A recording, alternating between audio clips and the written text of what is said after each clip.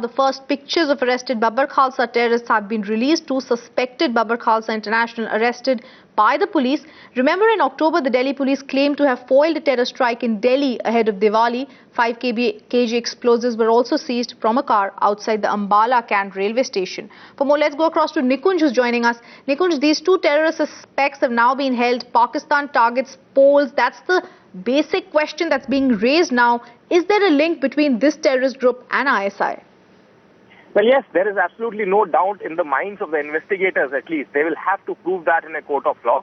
But nonetheless, the Delhi Police's special cell and the Punjab Police, obviously the entire operation being coordinated by the Intelligence Bureau, very firmly believe that it is only at the behest of the Inter-Services Intelligence Directorate of Pakistan that Babbar Khalsa International, working in close tandem now with Lashkar-e-Taiba, is trying to target Punjab once again. And it's an old ISI plan to target Dera leaders in Punjab to foment communal trouble in that state.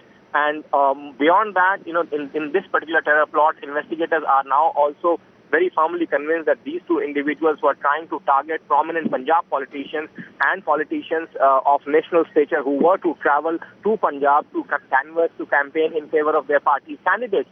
And that is what, as I'm given to understand in the court, the Delhi police has also said that they will be taking these two individuals to Punjab and Haryana just to find out whether they have done a recce of any particular rally, any particular campaign trail, any particular place, and so as to ensure, to suitably caution the leaders in question and suitably ensure a security upgrade for all the politicians traveling to Punjab.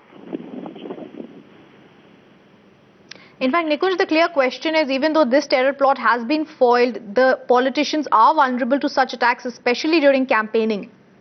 Well, yes, Rhythm, that is indeed a big point. The vulnerability quotient, or as the Intelligence Bureau would call it, the threat quotient of the politicians certainly goes up by many notches during the campaign trail. They are also not only most vulnerable, they are much more exposed to the public contact, because during the rallies, despite the security detail, despite the security guidelines, politicians generally break out of the security cordon and try to freely mix up with people. And that's the time when actually things become very, very dangerous. Things become very, very, it becomes a question of touch and go. And that's what the intelligence agents are seriously worried about, Rhythm.